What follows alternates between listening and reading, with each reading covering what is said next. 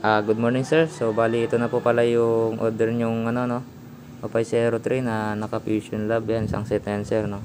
May coin slot wire, yan LED, then may pan na yan. Then ayun, LED frame na pang siya sa wire na yan. So bali demo ko lang ngayon sir, napakita ko sa inyo na working siya, and then na-build ko yan kagahapon na hapon. So bali sinalang ko yan dyan kanina magdamag. So ngayon testingin natin sir, pakita ko sa inyo na gumagana siya bago natin maibalot. So pakita ko muna yung serial number nito no, 1884 ang last 4 digit. So bali yan din yung nasa picture sir, pinicturean ko bago ko binild. So para matesting natin siya, ginamitan ko siya ng 5v5 na router, nakabilang 22. Then coin slot syempre. So yung software is Wi-Fi 5, then activated na yan sir, yun yung license. Then ngayon connect na tayo. Ayan, connected na pala tayo sa ating Wi-Fi 5. Nakakonect yan sa board nyo. Ayan, pasok tayo ng user portal. Then hulugan natin siya ng coin sir no. Check natin kung calibrated and accurate yung pagbasa ng kanyang coins, kung tama. So bali yung mga coins na ihulog ko dito na sir no. Ayan, ito holding nyo coins kasama na yung 20 pesos.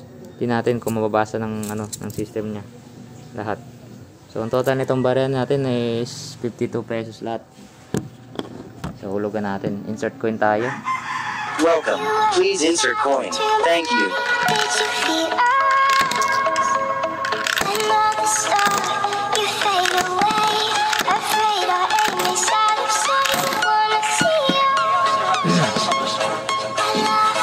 So yun sir, 52 pesos Okay, tama naman yung read nya sir. Then bali ngayon check natin sir kung may nilalabas siyang internet. Yan. So yun sir, may nilalabas naman siya internet, okay naman siya. Tama naman yung kanya pagbasa ng coins, and then may internet na lalabas.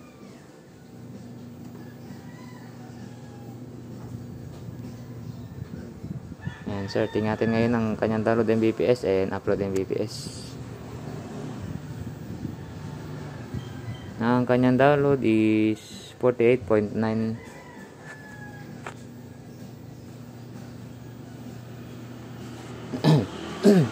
Excuse me po.